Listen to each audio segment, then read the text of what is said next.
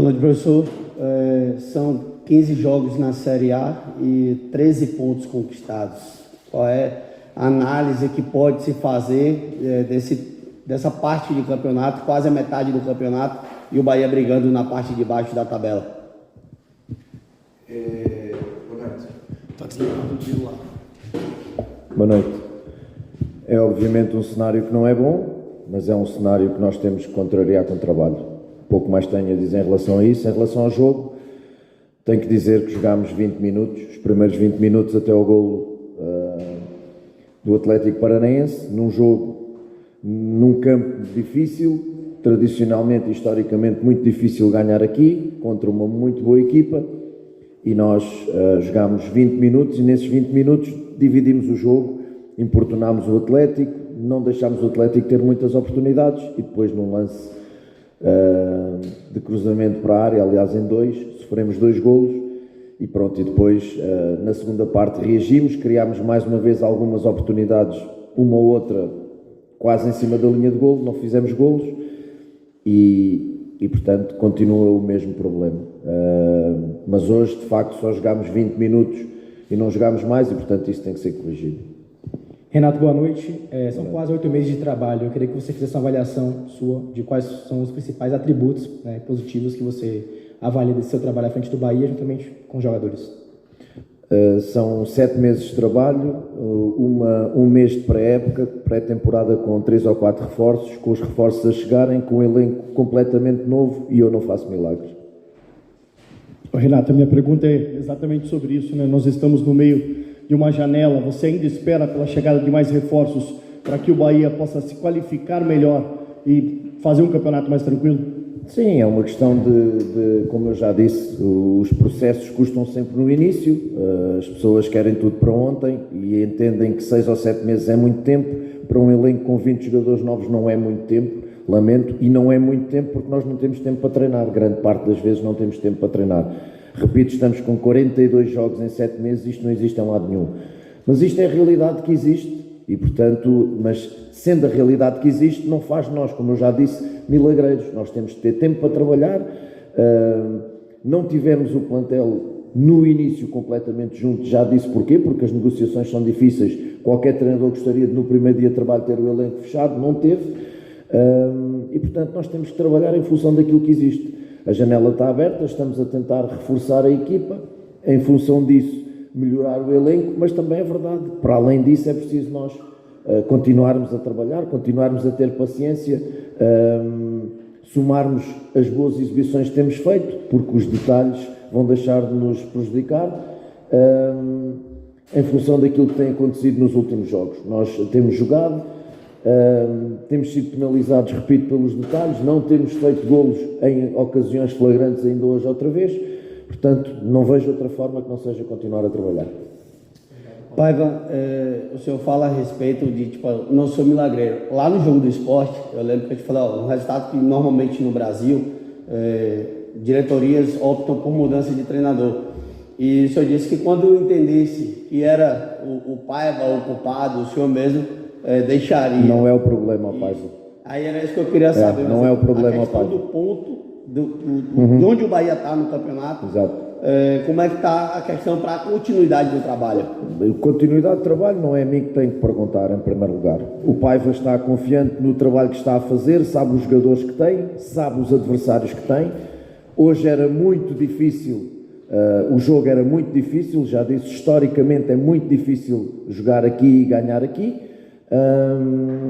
Portanto, o Renato Paiva continua a fazer o seu trabalho de forma honesta, consciente, todos os dias trabalha muito e, portanto, os seus jogadores igual, e o Renato Paiva não é o problema. Repito, quando o Renato Paiva for o problema, o Renato Paiva vai dizer: o Renato Paiva não é o problema, apesar de muitas pessoas quererem entender que o Renato Paiva é o problema, mas não é. Se o Renato Paiva fosse o problema, a equipa não jogava tão bem, vários jogos que tem jogado, é verdade que não ganha, de facto, é verdade.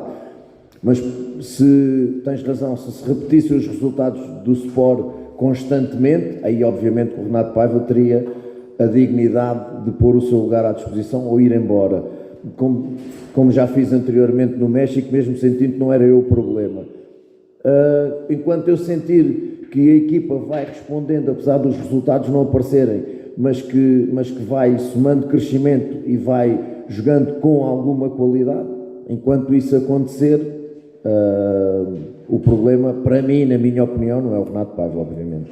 Renato, indo nessa mesma linha, quer que você fizesse um balanço em relação ao que quais vêm sendo as principais dificuldades do Bahia, né? Não só sua, mas também dos atletas em geral, em colaboração. Eu já respondi essa pergunta. Falta de tempo para trabalhar desde o início da época com o elenco todo.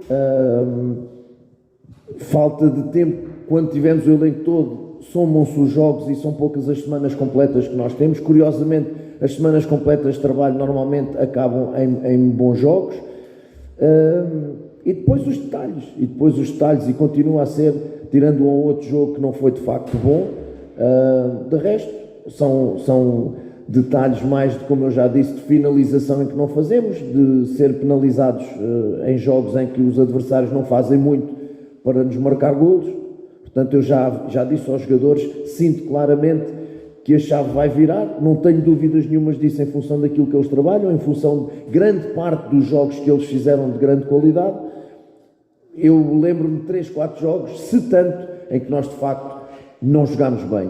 Hoje foi parte do jogo, Cuiabá foi parte do jogo, primeira parte do Goiás em casa foi parte do jogo e jogo com o Santos foi horrível. Tirando isto, nós fomos muito competitivos sempre, muitas vezes melhores que os adversários, não ganhámos. Eu sei, não há vitórias morais, não há, mas para validar o meu trabalho e o trabalho dos jogadores, as vitórias morais também contam. Portanto, agora, por isso eu digo, olhando para isso, eu acredito que a chave vai virar a qualquer momento.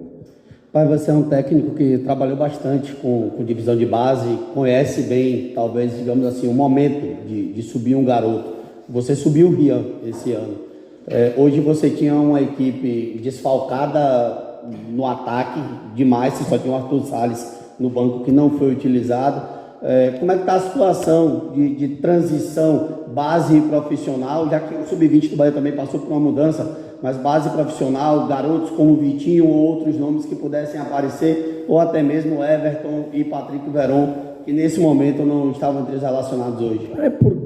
Porque a pergunta é boa, mas mesmo o tempo também não ajuda para isso, ou seja, o processo é todo novo e intercalares parte profissional com a base, quando um processo está a começar, não é fácil. O que normalmente acontece é, primeiro trabalhas na base e deixas a base crescer, trabalhas o profissional e deixas o profissional crescer, e quando tu sentes que as coisas estão a fluir e a um bom ritmo, começas a intercalar os jogadores. Nós de início definimos logo os jogadores para trabalhar connosco, os Sub-20 fizeram o seu caminho, nós estamos a fazer o nosso, mas também tens que entender que neste momento de resultados e de pressão que não é positivo, também não é o melhor momento para lançar jovens na primeira equipa. Portanto, nós temos aqui estes jovens a trabalhar connosco. Hoje entendemos pela semana de treino que era melhor esta equipa que tinha que vir, nada mais que isso.